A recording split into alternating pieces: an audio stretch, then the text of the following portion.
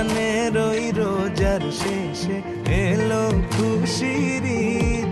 তুই আপনাকে আজ বিয়ে দেশন আসমানি তাগিদ। ওমন রমজানের ওই রোজার শেষে এলো খুশির ঈদ।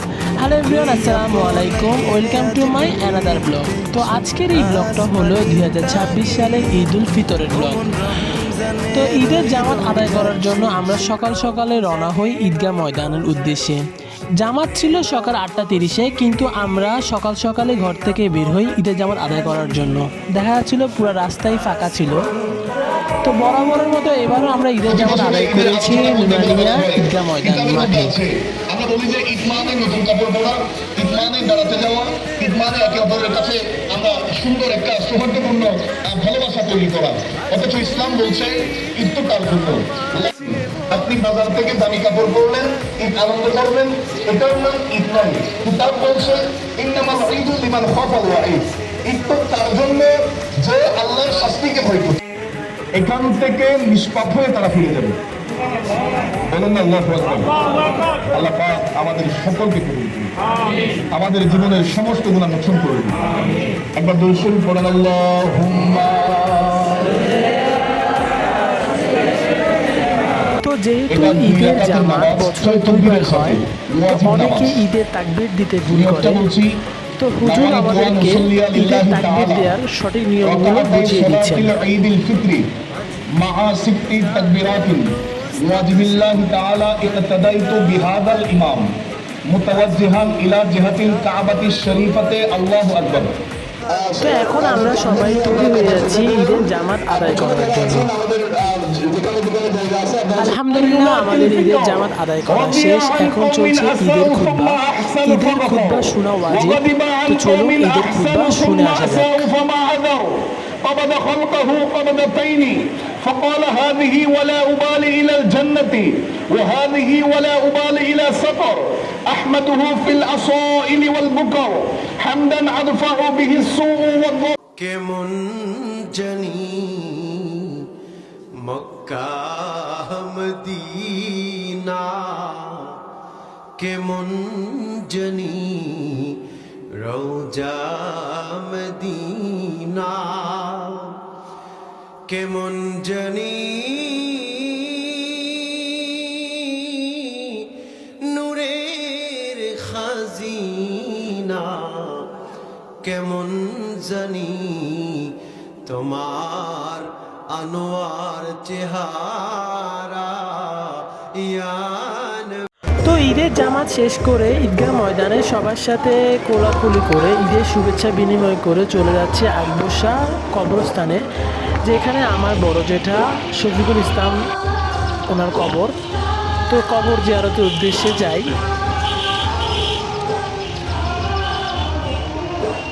কবর জিয়ারত করে আমরা চলে যাই আমার মেজো আব্বুর বাসায়। ওখানে আমরা সবাই মিলে একসাথে সকালে নাস্তা করি। ভাবি আমাদের জন্য অনেক আইটেম তৈরি করে রেখেছিলেন এবং ভাবির হাতে রান্না করা খাবারগুলো অনেক মজা ছিল। তারপর আমরা সবাই একসাথে গ্রুপ ছবি তুলতে বসে যাই। এখানে আমাদের ফ্যামিলির প্রত্যেকটা মেম্বারই ছিল কম বেশ। তো আমরা সবাই মিলে একসাথে গ্রুপ ছবি তোলার জন্য তৈরি হয়ে যাই।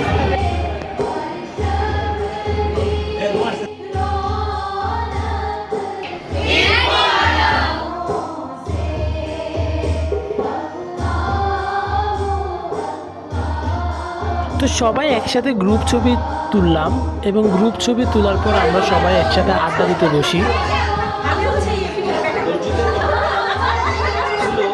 তো এখন আমরা সবাই বসেছিলাম আমার ভাতিজি ছোট্ট রুমাইরার নাচ দেখার জন্য। তো আমাদেরকে নাচ দেখাচ্ছিল।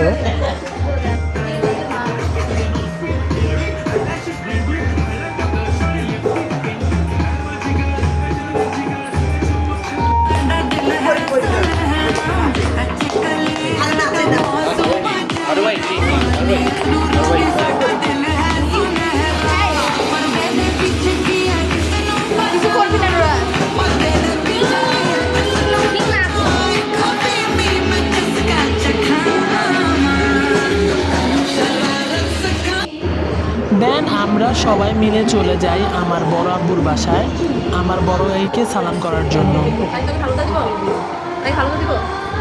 আমার কাজিন পিঙ্কি আপু আমাদের জন্য অনেক খাওয়া দাওয়ার আয়োজন করে এবং খাবারগুলো খুবই মজা ছিল।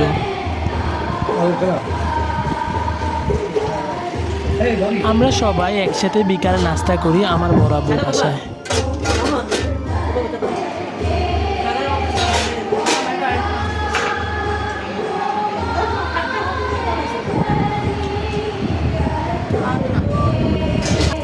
রাতে করে চলে যাই আমার চাচাতো ভাইয়ের বাসায়। ওখানে আমরা সবাই একসাথে ছবি তুলি এবং উনো খেলি। তারপর আমার সবাইকে সালামি দিচ্ছিল। তো আমার কাজিনরা আমার কাছ থেকে ঈদের সালামি খুঁজতেছিল। তো বরাবরের মতো আমি এবারও ওদেরকে কোনো সালামি দিই নাই। তো আমাদের ছোটো ভাবি আমাদের জন্য অনেক কিছু আয়োজন করছিল। ভাবির ডেজার্টগুলো অনেক মজা ছিল, ভাবির চটপটিটাও খুব মজা ছিল এবং আমরা সবাই একসাথে বসে রাতে ভাত খাওয়ার বদলে আমরা নাস্তা করতেছিলাম। নাস্তাগুলো এত মজা ছিল। এটা হলো আমার একমাত্র ভাগিনী, আমার বড় বোনের মেয়ে। এবার ঈদ নিয়ে তার এটা দ্বিতীয় ঈদ, সেও খুব খুশি।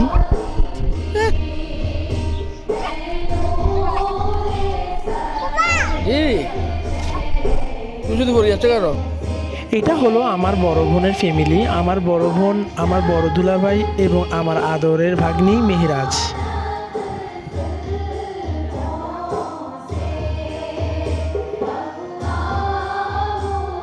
এটা হলো আমার ছোট বোনের হাজবেন্ড এবং আমার আদরের একমাত্র ভাগিনা মিকাইল।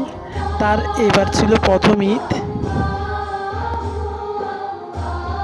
ঈদের পরের দিন আমার বড় বোনের বাসায় আমাদের পরিবারের সবার দাওয়াত ছিল। তো আমরা চলে যাই আমার বড় বোনের বাসা।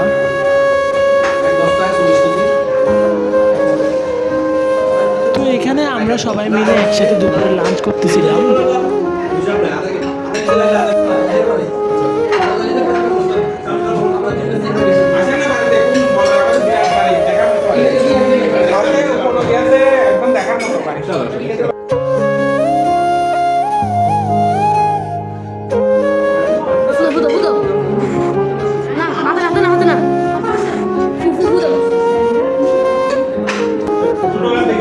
এরপর আমরা সবাই মিলে একসাথে বসে বিকালে নাস্তা করি। এখানে আমার চাচারা, আব্বুরা সবাই ছিল। একসাথে বসে সবাই আড্ডা দিচ্ছিলাম, নাস্তা করতেছিলাম। অনেক আইটেম করছিল আমাদের জন্য।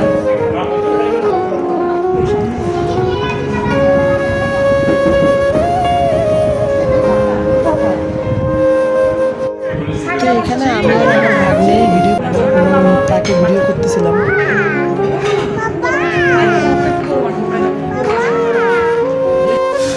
তো এখানে আমরা একসাথে সবাই বসে রাতের খাওয়া খাচ্ছিলাম। আমার আব্বু, আমার বড় বোনের শ্বশুর, আমার বড় দুই বোনের হাজব্যান্ড। তো আমরা সবাই একসাথে খাওয়া দাওয়া করতেছিলাম।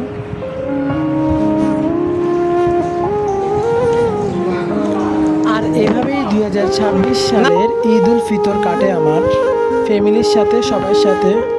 আল্লাহ তাআলা যদি সামনের বছর আমরা একসাথে ঈদ করতে পারি, সে তৌফিক দান করুক। আজকে এই পর্যন্তই।